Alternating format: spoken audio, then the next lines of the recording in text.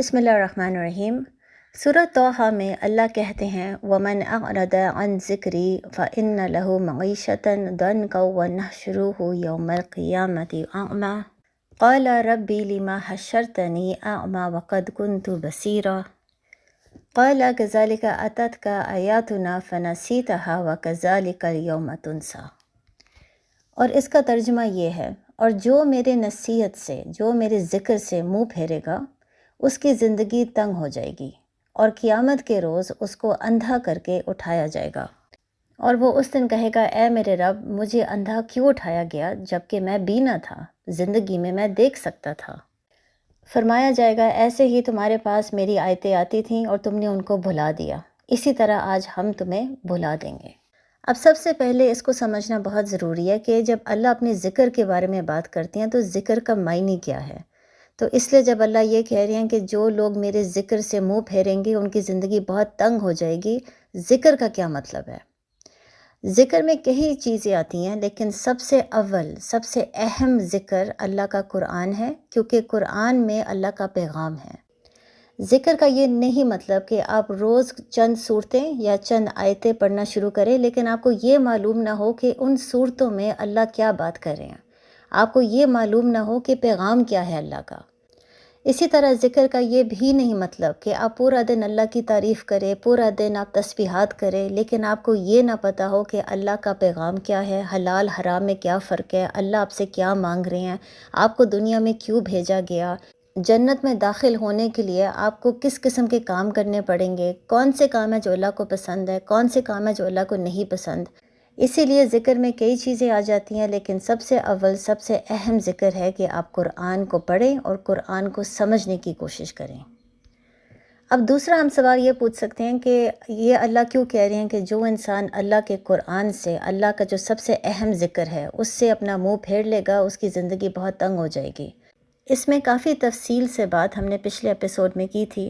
جس میں ہمیں یہ پتہ چلا تھا کہ جو انسان دنیا کے پیچھے بھاگنے کی کوشش کرتا ہے وہ آخرت میں بھی اس کا کوئی حصہ نہیں ہوگا، لیکن دنیا میں بھی وہ آہستہ آہستہ ڈپریشن کی طرف جانا شروع ہو جائے گا، کیونکہ اس کو احساس یہ ہوگا کہ جتنا مرضی میں حاصل کر لوں میں کبھی بھی مطمئن نہیں ہوتا، میرے پاس جو بھی ہے، میں نے جو بھی زندگی میں حاصل کیا ہے وہ کبھی بھی میرے لیے کافی نہیں ہوتا۔ اور دنیا کے پیچھے بھاگنا ایک ایسی چیز ہے جو ہم بلکہ بچپن سے سیکھتے ہیں۔ مثلاً ہم اپنے بچوں کو ہمیشہ یہی سکھاتے ہیں کہ آپ کے گریڈز بہت اچھے آنے چاہیے۔ اب جب بچہ بہت محنت کرتا ہے اور اس کے مارکس بہت اچھے آتے ہیں تو ہم سب سے پہلے اس کو کوئی نہ کوئی انعام دیتے ہیں، لیکن جب وہی بچہ 5 وقت کی نماز پڑھنا شروع کر دیتا ہے تو اس کو کوئی خاص انعام ہم نہیں دیتے۔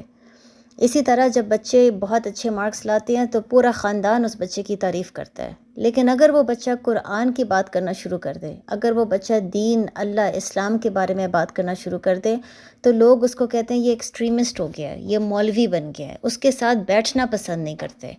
تو اسی لیے بچپن سے ہی ہمیں سکھایا جاتا ہے کہ دنیا کے پیچھے بھاگو، گریڈز، مارکس، نوکری، پیسہ، گھر، گاڑی، یہ ساری چیزیں بہت ضروری ہیں، کیونکہ جتنا آپ کے پاس یہ چیزیں آئیں گی اتنا ہی لوگ آپ کی تعریف کریں گے۔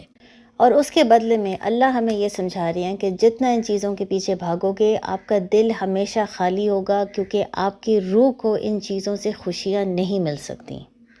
اسی لیے آپ کی زندگی آہستہ آہستہ تنگ ہونا شروع ہو جائے گی، آپ ڈپریشن کی طرف جانا شروع ہو جاؤ گے، اور یہی بات اللہ ہمیں اس آیت میں بھی سمجھا رہے ہیں۔ لیکن ساتھ اللہ ہمیں یہ بھی سمجھا رہے ہیں کہ جو انسان دنیا کے پیچھے بھاگے گا وہ قیامت کے روز اندھا اٹھایا جائے گا۔ اس کا مطلب یہ ہے کہ قیامت کے روز وہ دیکھ نہیں سکتا، لیکن اللہ نے یہ نہیں کہا کہ قیامت کے روز وہ سن نہیں سکتا۔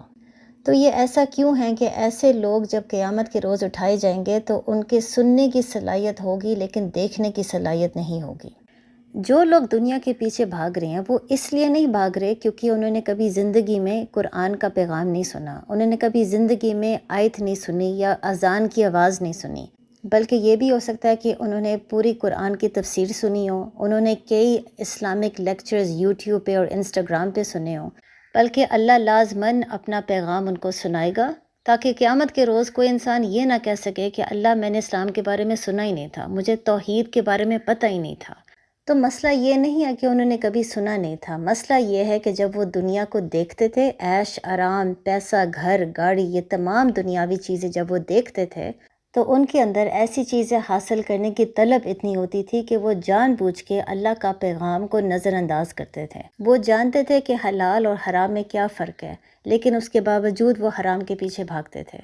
ان کے دل میں دنیا کی اتنی محبت آ گئی تھی کہ 5 وقت نماز کے لیے ان کے پاس ٹائم نہیں ہوتا تھا۔ جہاد کرنا، دین کے بارے میں بات کرنا، یہ وہ چیزیں پسند نہیں کرتے تھے۔ اور ساتھ ہی وہ دیکھ سکتے تھے کہ کئی لوگ ہیں جو اللہ کے پیچھے بھاگ رہے ہیں، کئی لوگ ہیں جو جہاد کرنے کی کوشش کر رہے ہیں، جو اچھے کام کرنے کی کوشش کر رہے ہیں،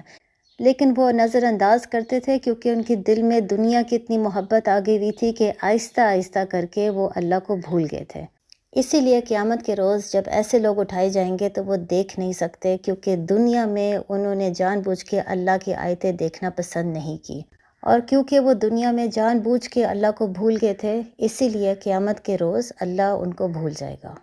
السلام علیکم۔